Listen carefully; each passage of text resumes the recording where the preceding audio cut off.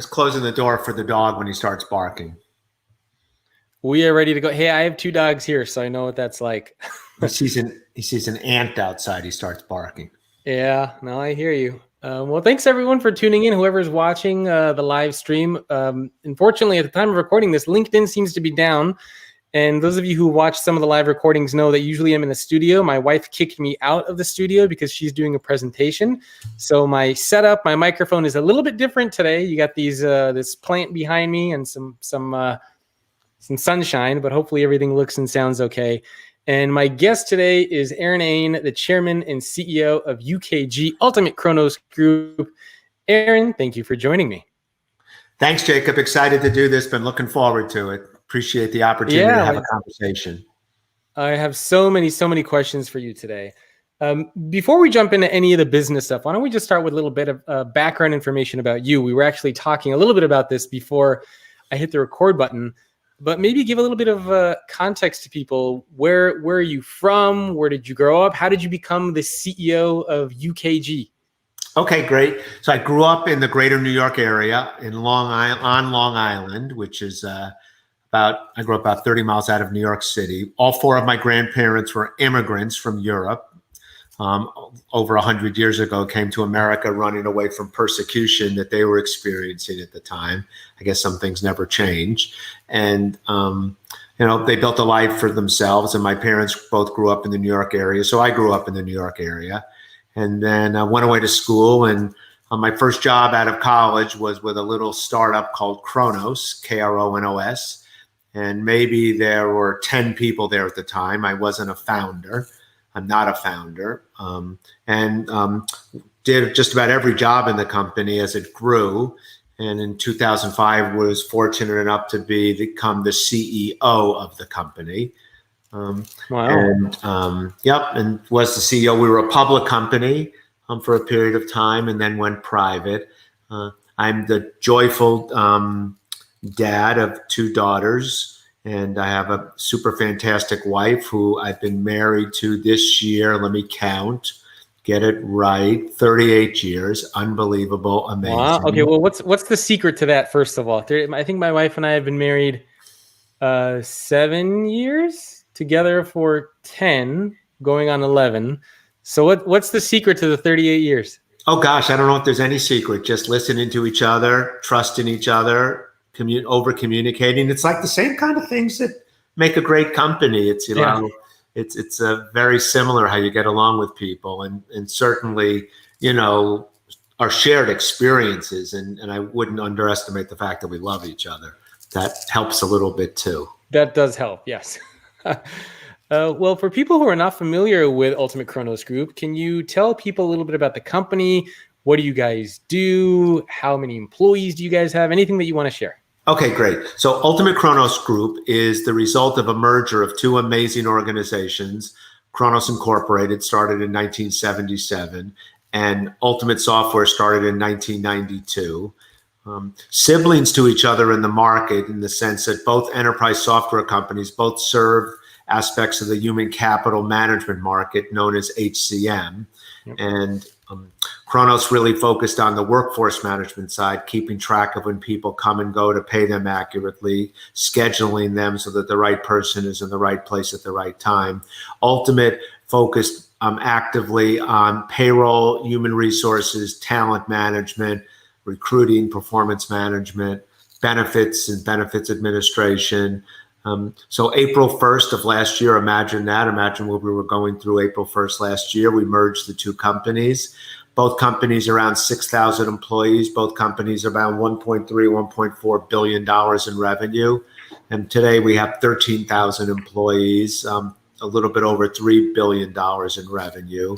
And we rebranded or renamed the company UKG on August 28th of last year as a result of that merger.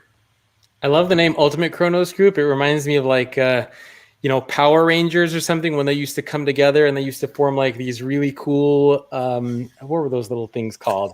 These bots. So it's kind of like, it was just Kronos, it was Ultimate, now it's Ultimate Kronos.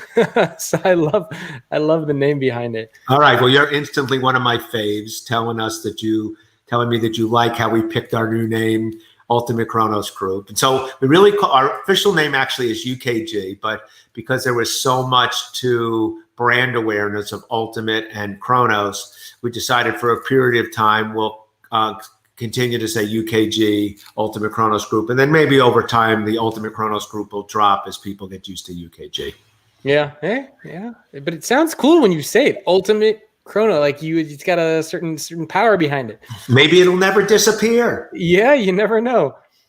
So as the CEO of a company with 13,000 employees, can you give a little bit of insight as to how you spend your day as the CEO? What do you do? Oh my goodness, that's an interesting question, because what I do today while we have 13,000 people working virtually for the most part around the world versus what I normally would do as the CEO of a company are really different. Yeah. I'm a little bit of a slave to my office and my desk and this camera, as opposed to hugs and high fives and being with each other in person. So today my time is spent having conversations around how we're going to create great products, how we're going to support our customers, how we're going to take care of each other. Oh my goodness, spend so much time talking about how we're going to take care of each other in the middle of a difficult time. Spend time in talking to opportunities for organizations that are interested in using our products. Spend time with organizations that currently use our products. Those kind of things. But today, doing it exclusively from my desk on a camera through some sort of virtual setting. So it seems like a lot of relationship building. Even prior to COVID, were you just traveling around building relationships with a lot of people? Yeah, so I think relationships in the sense that those relationships allow us to create great outcomes and make great decisions. But it really was spend time having conversations about both the strategy and tactics of how we're going to advance our business and take care of our employees and look after our customers. And so relationships make it possible, but I wouldn't necessarily describe it as the dominant component of it being relationship driven, but it requires relationships to get it done. Got it. Can you talk a little bit about the impact that COVID had on your business, and what did you do as a result of COVID? You mentioned, for example, taking care of your people, and that can mean a lot of different things to different people who are listening. So talk a little bit about the impact that COVID had, and what are you doing? What did you do to try to take care of your people? Okay, so fair question. So let me just a quick background, because I think it's relevant and a little bit different. So imagine on February 20th, 2020, we announced we're going to have a merger like no other. These two remarkable organizations that are both great places to work, have great cultures, great products, customers, and everything seems fine. The world seems perfect. And then what happened shortly after that. And then April 1st, we close, and now we can't be with each other. So now we're trying to do a merger when we can't spend time together and we can't work together and in the normal way. So add that on top of everything I'm going to say. Imagine trying to do all of this in the middle of a pandemic. And look, I was very concerned about what was going on, like everybody was. And I told people last March, when this was all coming together and COVID was happening, was my number one priority was to protect everyone who works for the company and protect all their families. And I was very specific. That meant my goal was no reduction in force, no cut in pay, no cut in benefits, no furloughs. But I told people they needed to help me do that by helping us protect the balance sheet, protect the company, because we could only do that if we had the resources to do that. So we went on a forced march, and we've been on a forced march to protect that balance sheet, meaning we scrubbed apart all our spending, understanding that we wanted to not, again, have no reductions, no cut in pay, no cut in benefits. And we cut back travel and other discretionary spending, and saw how we were going to have enough cash to be able to support our people, which we convinced ourselves we would. We stopped all our hiring. We closed 600 open positions at the time around the company. And we got to work on merging these two remarkable companies in the middle of this while we figured out a new way to work, a new way to work, trying to pursue opportunities and work together all virtually, where we used to do it together in person. Now, 40% of our employees worked at home before. Wow. Remotely out of this, but there were still 60% who for the most part came into the office. And even those 40% who worked from home, they got together with each other for training and programs and meetings and whatnot. So we also had to figure out the challenge how to do this in a very different environment. And then finally doing it while our employees were working at home with the pressure of their kids at home. They couldn't go to school. They had to be moms and dads, and they had to be teachers and caregivers. And so we told them anything we could do to help them with that. We told them family first, family first, family first. Told them it was okay in the middle of something like this if their dog ran in the picture or their kids needed to do something, or if there was a little bit of noise in the background. That was cool. That was good. That was expected. No guilt about that. We also created programs to support our people. So in the summer when there was no camp, we created a virtual camp. We had 1,600 children of employees sign up from around the world. We put them in cabins. They got to know each other. They had activities every day virtually. We sent things to their homes. We started a virtual after-school program for them, and now we have a kids club. And so we've done all these things, again, while not cutting anything. So did you actually have to let go of anybody during this time? Nobody was let go because of COVID. It doesn't mean that we didn't reduce things here and there because of business requirements, but nothing connected to COVID. Yeah. And in fact, as part of the merger, we took the best of both organizations' benefit plans, and it represented a negative $34 million synergy of combining the companies. Wow. That means $34 million more spending than we were doing as individual companies in that same area. Oh, wow. That's fantastic. Amazing, right? Yeah, no, that's crazy. So it's interesting because, during COVID, a lot of organizations out there who always said, we put people first, we care about our people. Now, all of a sudden we're saying, hey, we got to let go of thousands of people. And then there were some organizations like UKG, like Chase, like several other organizations out there that basically said, look, we're not going to let go of anybody. And so it really kind of made me think which organizations out there really stand by that and which organizations kind of just do that as lip service and say they take care of their people, but they really don't. Yeah. So I'm curious to hear your perspective. I mean, obviously you were able to make it work, so you didn't need to let go of anybody. Right. Do you think the organizations out there that had to let go of people, did they just not try hard enough? Are the leaders there, they just don't really care? Or were there some circumstances or situations where you're kind of like, I get it, nothing else you could do? Look, I don't think any organizations, Jacob, wanted to let people go. But if you're like a hotel or a gaming industry or a cruise line or some aspects of hospitality and restaurants, what were you supposed to do when your business goes down 90%? You don't have unlimited resources. You need to protect the business. So when it comes back, there's a business to protect.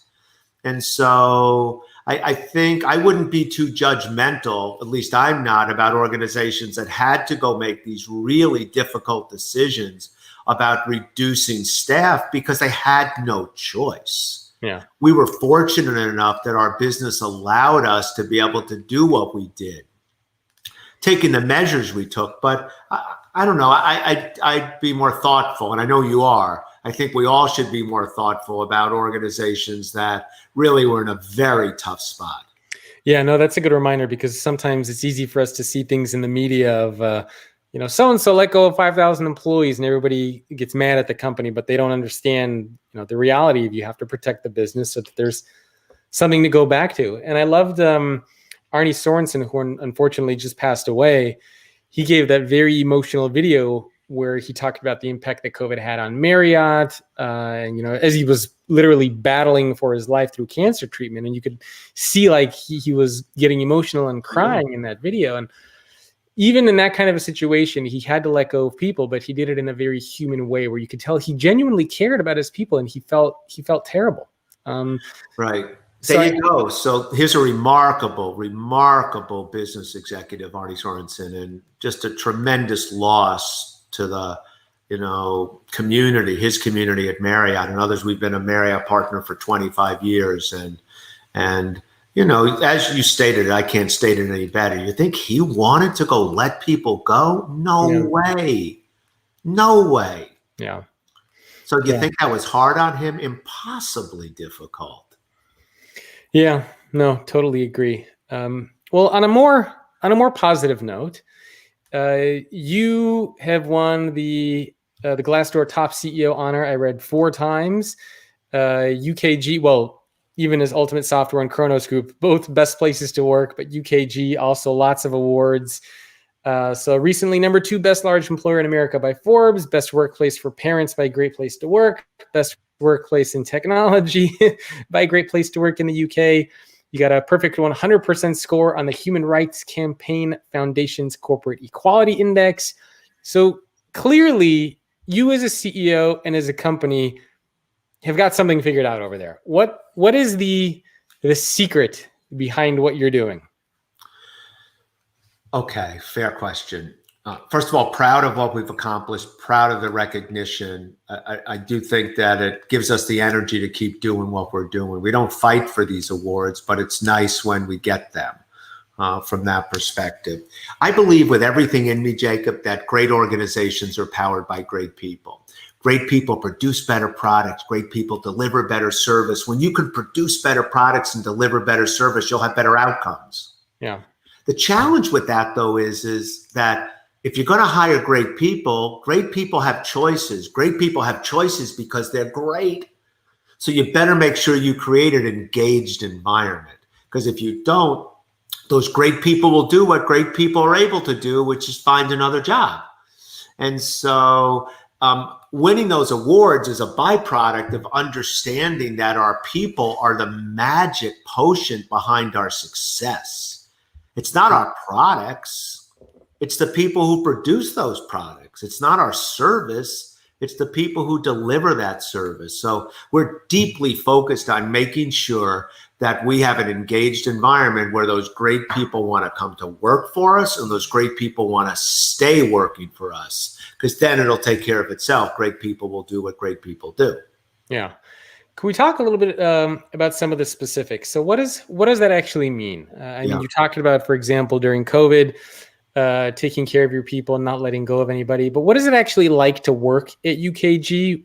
Why do people love working there? Is it just free food and parties all the time, or is it something more than that?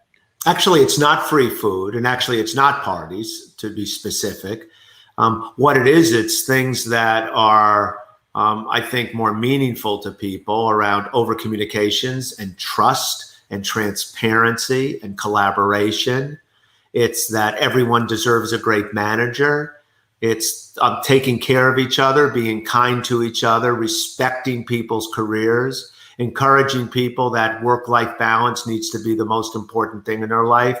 I tell the people who work at UKG all the time that if the most important thing in their life is working for the company, they have their priorities mixed up. I tell them that's silly. I tell them the most important thing should be their families, and they should act accordingly and take care of their families first. So look, unpacking that a little bit, I believe trust is the magic glue that holds together personal relationships. It's the magic glue that holds together professional relationships. I start all of my relationships with people by trusting them. People have to unearn my trust. They don't have to earn my trust. It liberates me to be more productive. It liberates them to have more meaningful experiences and be more productive. It's always telling the truth, always telling the truth. I don't know how to emphasize it enough. Always telling the truth. I always tell the truth. If I can't tell somebody something, I don't fib. I tell them I can't tell you that, but I always tell the truth. Yeah. I believe people join organizations because of the organization. I believe they leave because of who they work for. So we have a premium that our 2,000 people managers are held accountable to be great people managers. They're not rated just by their boss, their manager. They're rated more actively by the people who work for them. Our employees have ratings, effectiveness indexes, if you will, as rated by the people on their team. And I tell them, I don't care what your rating is at any given point in time. I care about what it is 6 months from now. Show me you got better. Yeah. So it's all of those kind of things. Over communicate. Oh my goodness, I over communicate. When I'm walking down the hallway of our offices, head up, phone in my pocket, talking to people, asking them how they're doing, discussing with them how things are. Yeah, there's lots of magic to it, but it's much more meaningful than free food. It's much more meaningful than parties. It's even more meaningful than just simply stated what your compensation is. Yeah. You go pay people fairly and then you do those other things. Whew, holy macaroni. Anything's possible. Makes a big difference. Can you talk about what some of those criteria are for your people leaders, your people managers at the company? What are they measured on? What are some of those factors and variables that you guys look at? Yeah, so we ask them questions about, does your boss communicate with me in this way or that way? Does your manager talk to you about what your career hopes and expectations are? Simple things. Does your manager trust you to do important and meaningful work? Get to the heart of it type of thing. We don't go all the way as far as be as provocative. If you had a choice to work for your manager again, would you? Yes or no? The reason we don't ask it that simply, although I'd love to sometimes, is that it doesn't get to the heart of why it would be a yes or why it would be a no. But it's those kind of questions around communications, collaboration, transparency, honesty, trust. Yeah.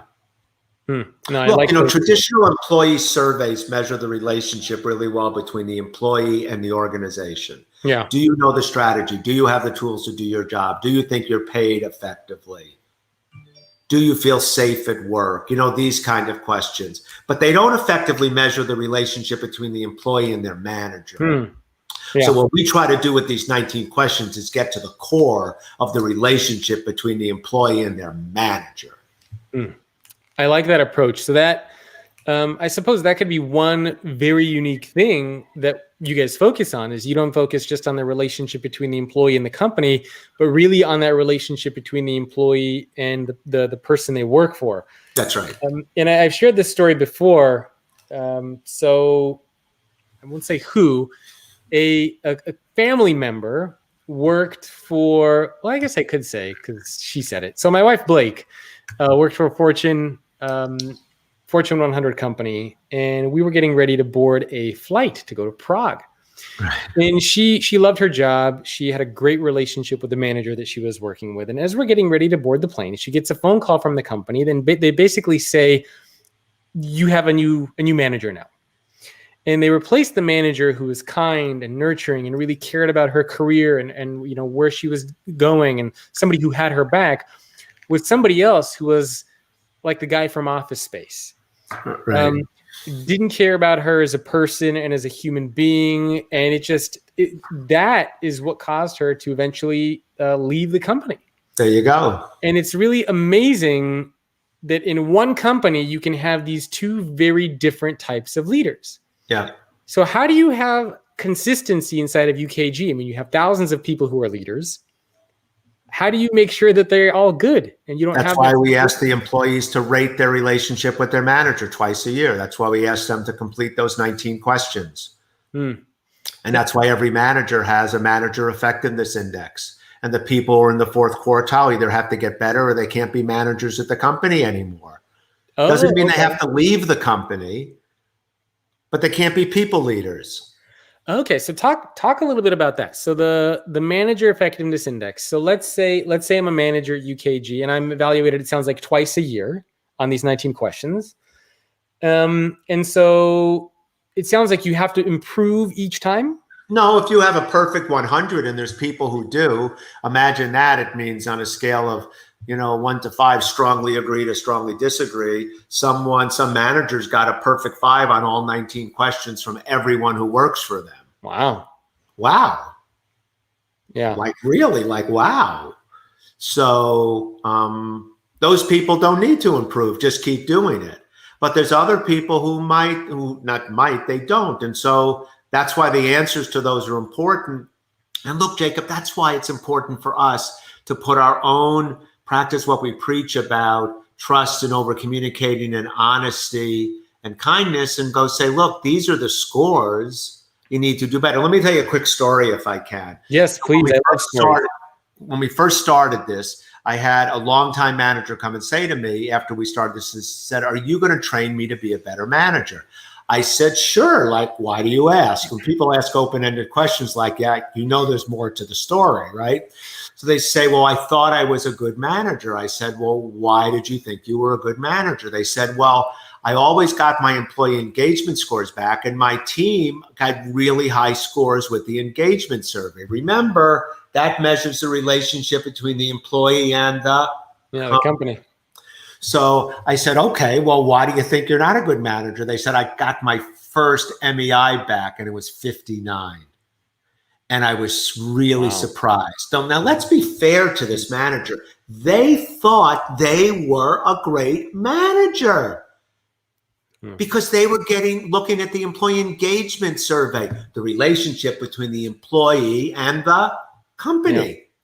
They never actually had the data that was measuring the relationship between the employee and them. 2 years later, their MEI was in the 90s. Wow. They just needed a track to run on. They needed the info. They needed the data. And they got better. And we see that all the time. Yeah, it also brings up an interesting point of perception is reality, because I think there are a lot of leaders out there who genuinely think that they are fantastic leaders. They're great leaders.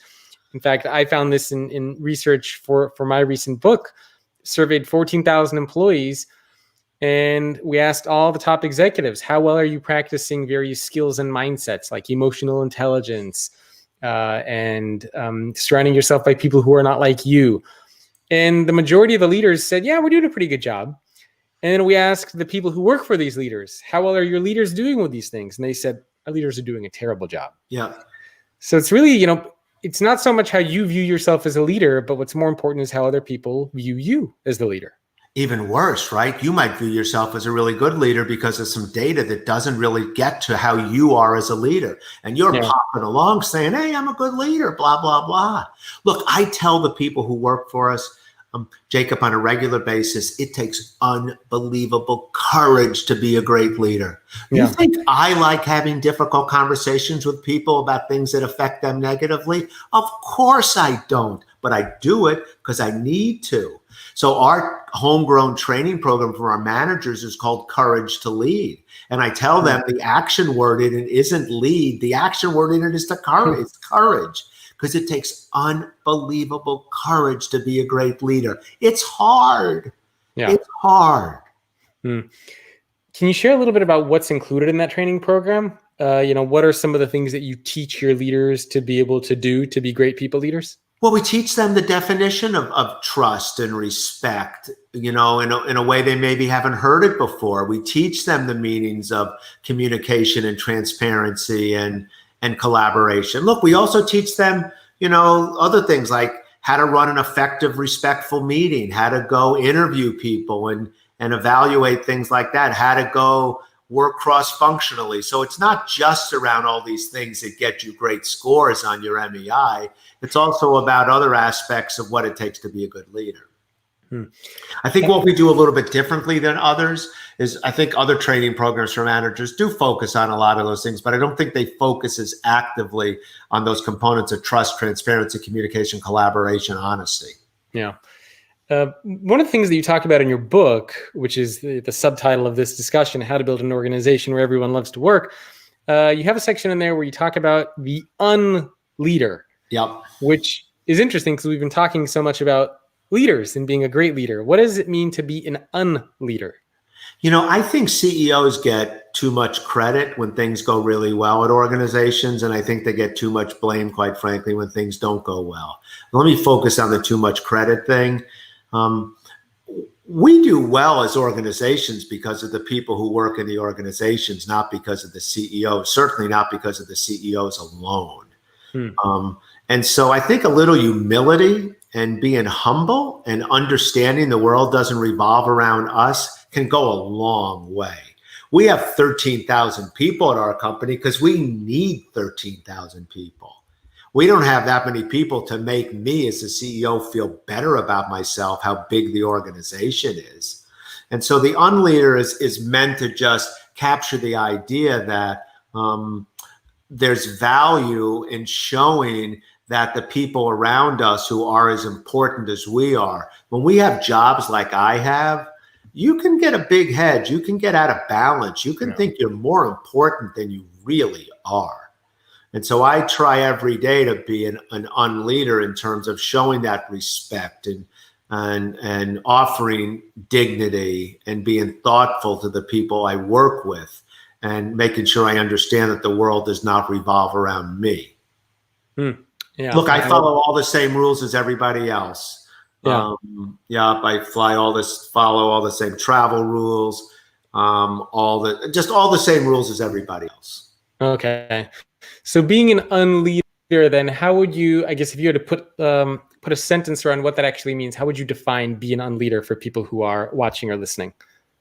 Yeah, so I would say an unleader is someone who understands and respects that all people who work within their organization are as important as they are.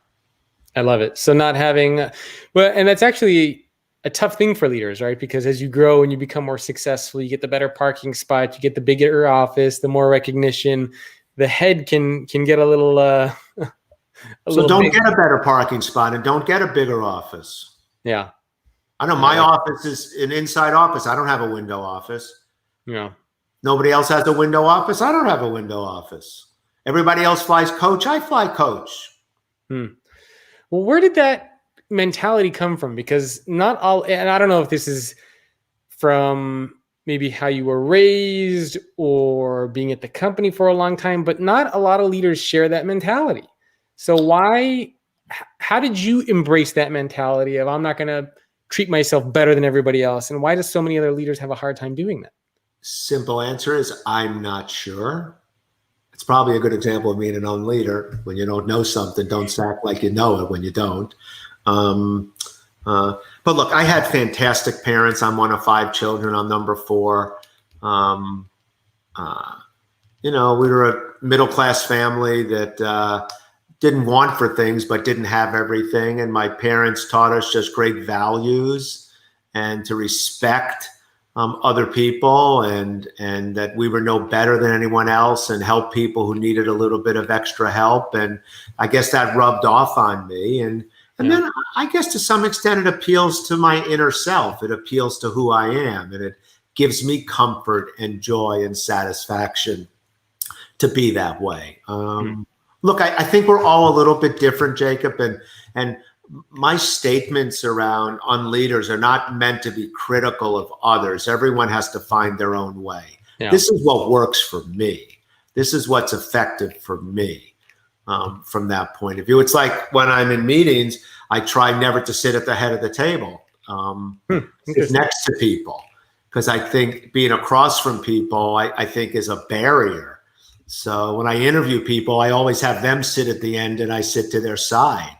I just think it's a more thoughtful way to engage with people about who they are. When I ask people about their families and about their background, I'm really interested about their families and I'm really interested about their background. I truly care.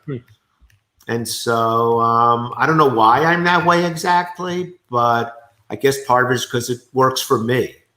Can you teach that? So do you? Yeah.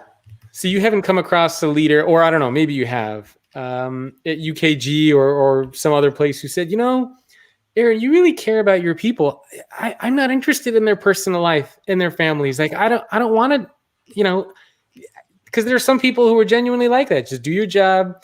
I don't care. Don't ask questions. I'll pay you well, but I don't want to know about all this other stuff. How do you respond to those types of people? That's a really, really good question. I don't expect everyone to care about people in the full spectrum of how I care about people. But I do expect everyone to be respectful. I do expect everyone to tell the truth. You want to ask people who work with me, you want to get on my bad side quickly, don't tell the truth. It's like I just have no patience for that. Yeah. Look, I'm a sore loser. I'll admit that. I play to win. but it doesn't mean I do it in a way that doesn't exhibit good sportsmanship and being thoughtful about it. So I expect people to do those basic things. If I see people not trusting people, I'll grab them and say, what's the scoop with that? Sometimes they'll say to me, well, I don't really know them well. They have to earn my trust. And I go, why do they have to earn your trust? And they say, well, they just started here. And I always tell them when they tell me that, I say, I'm confused about that. So let me understand that. Did you hire them? Yep, I did. Did you interview them? Sure did. But when you were interviewing them, did you say to yourself, they're really good, but you know what? I don't really trust them, but I'll hire them anyway. Of course not. When you hired them, you assumed they were trustworthy. Well, then why do they have to earn your trust? You just told me that you hired them and you thought they were great. So little things like that I encourage people to do. And those are things I think we can teach people. Yeah, no, but they don't always have, they all don't have to care deeply about people's families and lives outside of work. I love the approach that you have of really making the people managers accountable. What happens, and I don't know if this has happened, do you have or have you had people managers at UKG who you've had to say, look, this is just not for you? Of course. So tell me a little bit about how that works. Which part? Why would they not be a good people manager? Well, because maybe they're not respectful. Maybe they don't have good judgment. Maybe they don't trust people. Yeah. Maybe they don't treat people thoughtfully. Remember, I hired someone after a year's search, worked for me. And after a short period of time, it wasn't working out, sat down with them and we had a discussion that it wasn't working. And the conversation led to where I said, look, I just don't think you have good judgment, and here's examples. And I think you're judgmental, and here's examples.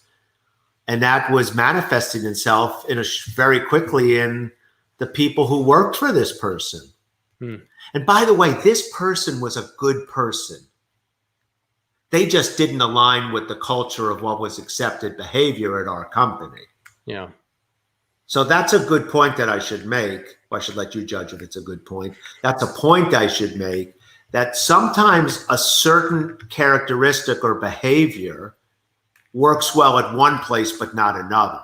Sometimes when I interview people that I love and I get one reference that is negative, I'll work hard to say, well, they might have just exhibited those characteristics there, but it doesn't mean they'll exhibit them here. Yeah, no, that makes a lot of sense. So do these people managers who maybe are not effective or they're not improving, fired from the company, demoted? What's the process for what happens? Could be. We'll start with first trying to get them to be better. They can't be better, then we'll move to they can't be people managers anymore. If their self-worth or ego is tied up in being a manager, then they probably can't stay at the company.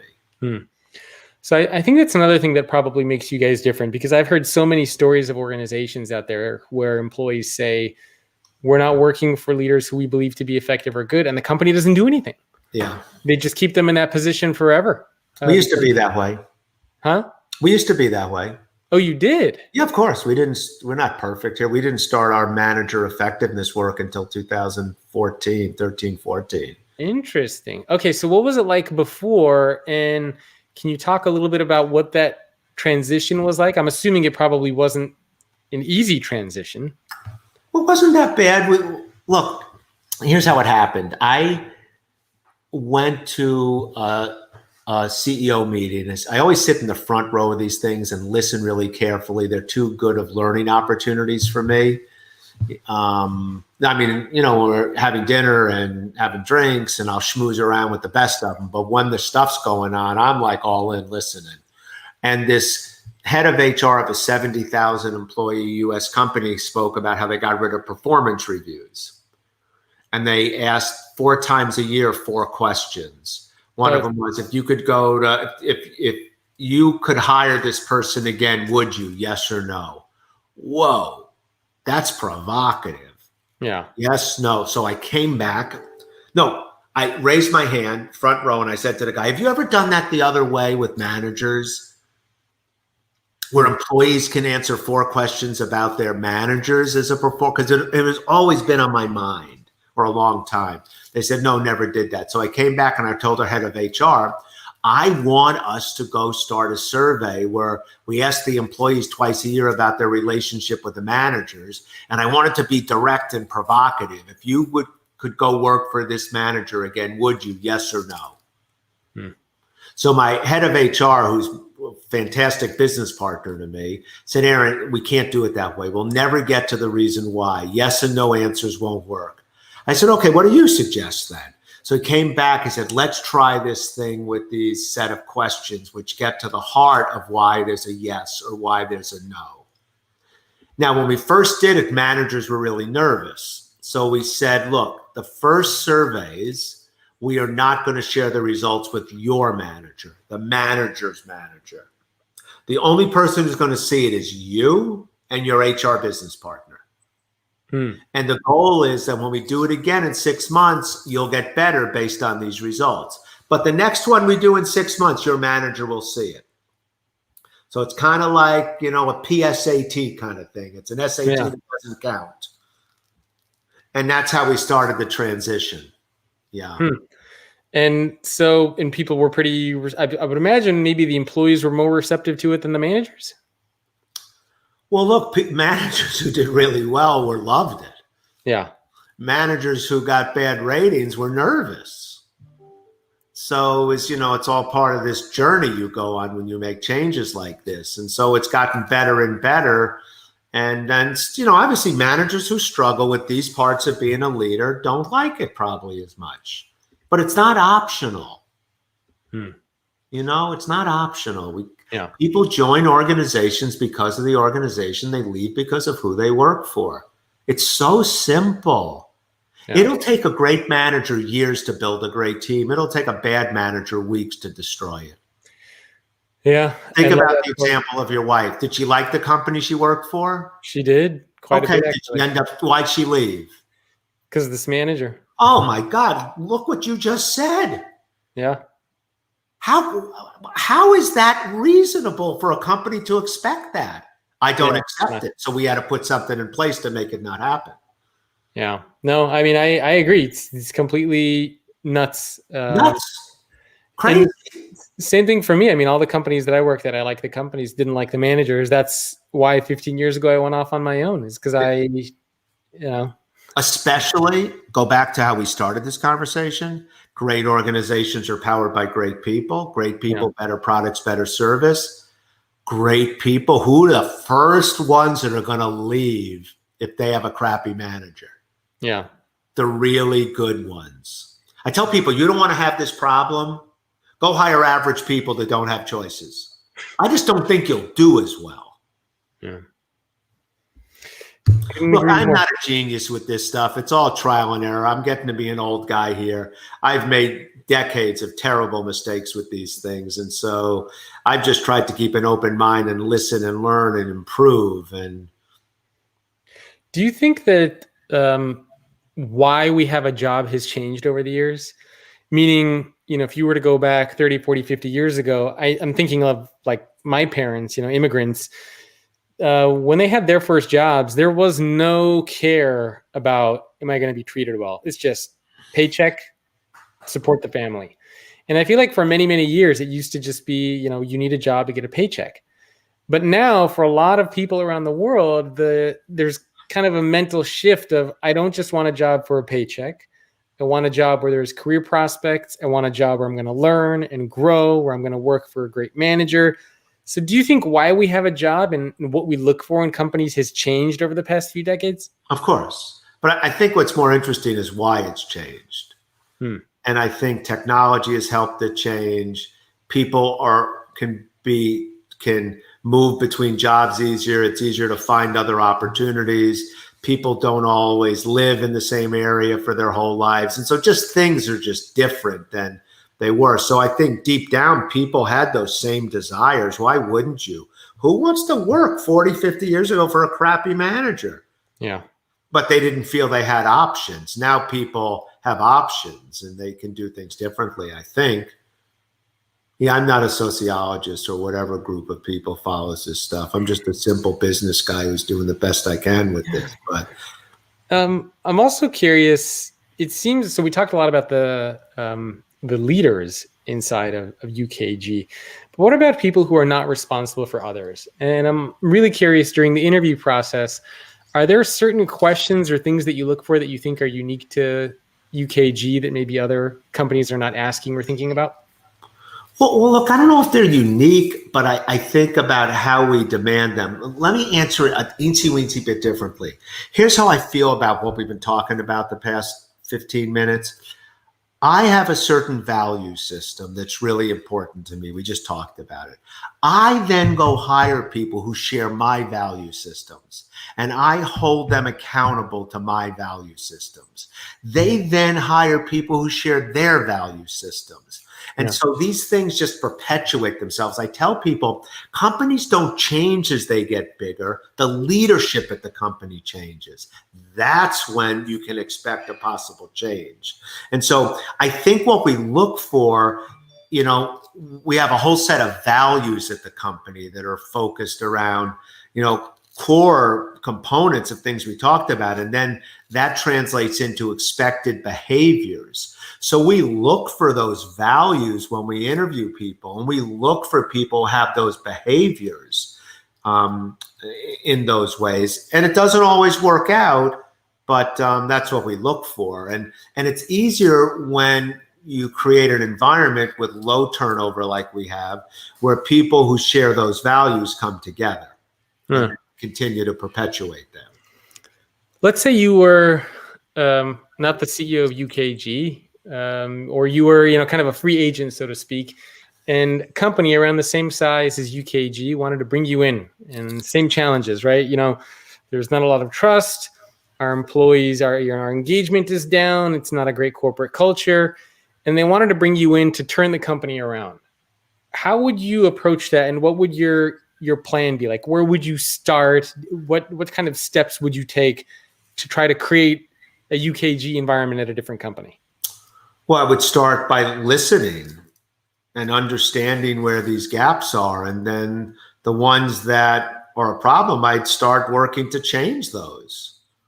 I wouldn't just come in and try to force my own way on it. It's what I do right now every day when we have an unhappy customer. I start with listening, like, why are you unhappy? What's not working? Let's break it down into its components. Or we have a project that's not going well. Let's talk about what's not going well. So that's what I would do. I would listen and then react to what I heard. And then based on what I heard, I would then do what I thought was the right thing to do to shift it in the right direction. If people said, nobody trusts us here, I don't know, I'd be talking about the value of trust. And I would then I would practice that. It's funny about like little things like this trust thing. You know, people come and say to me sometimes, Jacob, can I get your help with this here? And I go, sure.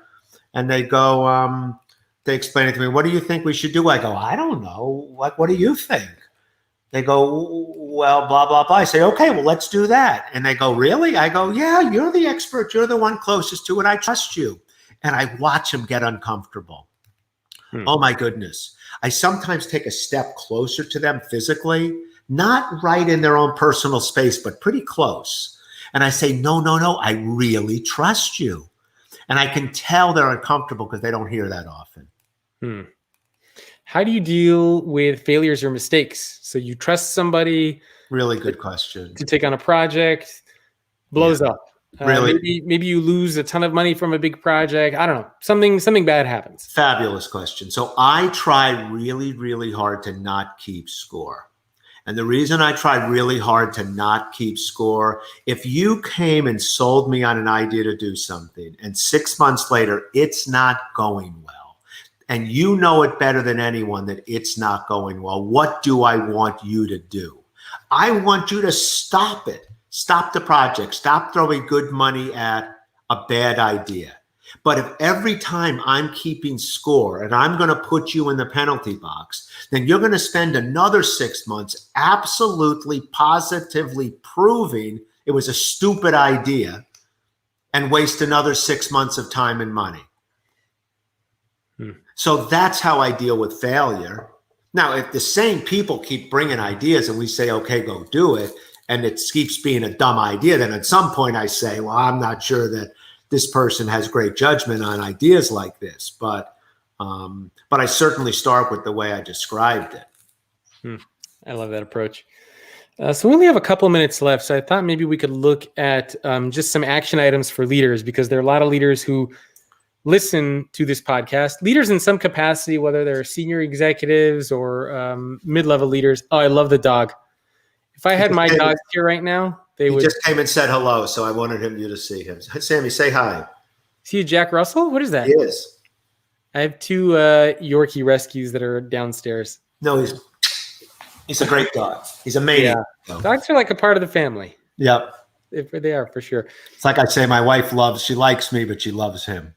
Yeah. Oh, and I feel the same way. I think my wife loves the dogs maybe a little bit more. There you go. So for the leaders out there who are listening, who are looking to become better leaders, what suggestions do you have so that right after they're done listening to this podcast, they can start to improve, they can start to become better? What should they do right away?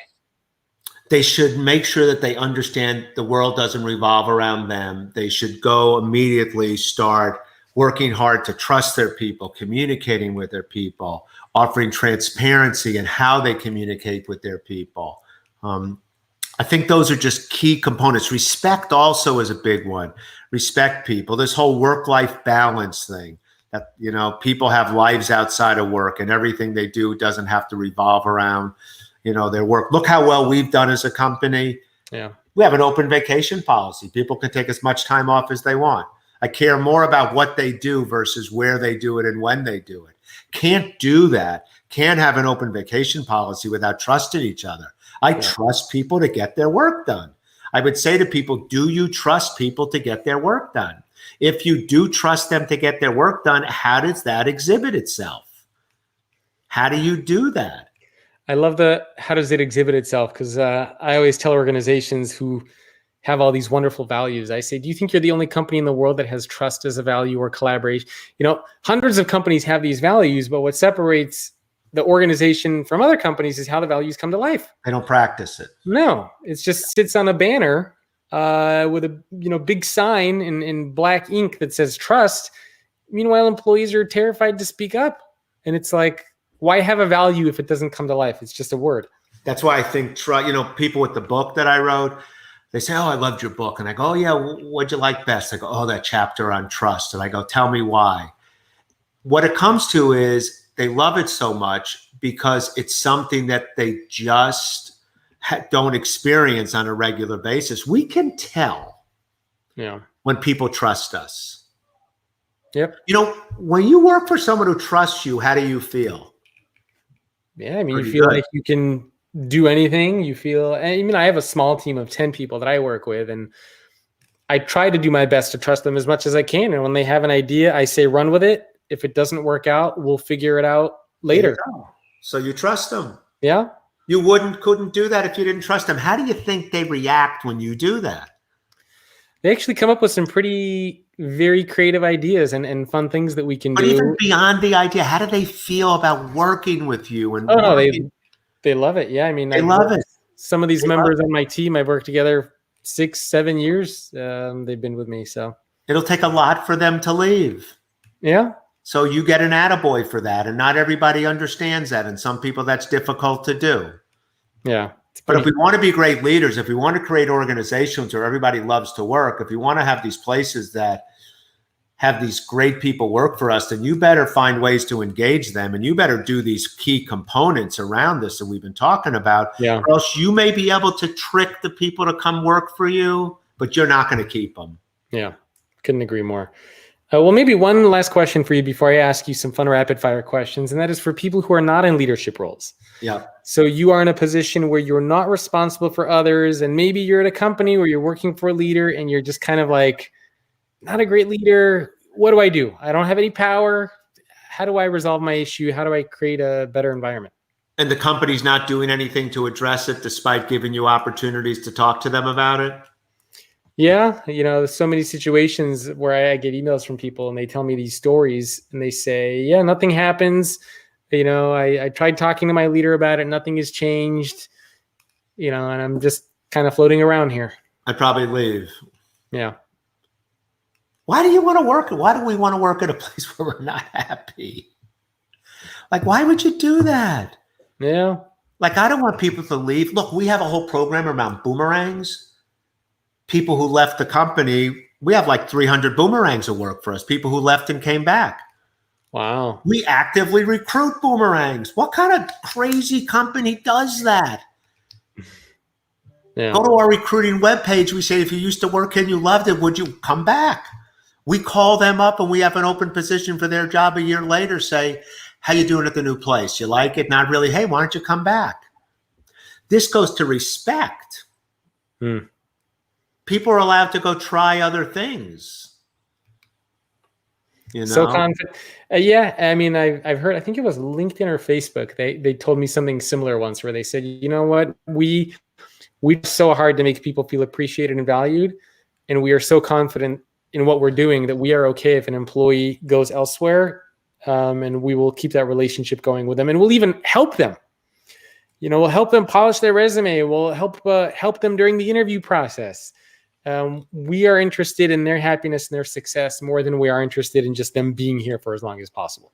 I don't go quite that far. So if they're really, really good, I fight like a maniac to get them to stay if they got another offer. I think it was LinkedIn. I don't remember which company it was. Maybe it was LinkedIn. Maybe it was. They're even better than me then. I don't go quite that far. But no, I like your approach better.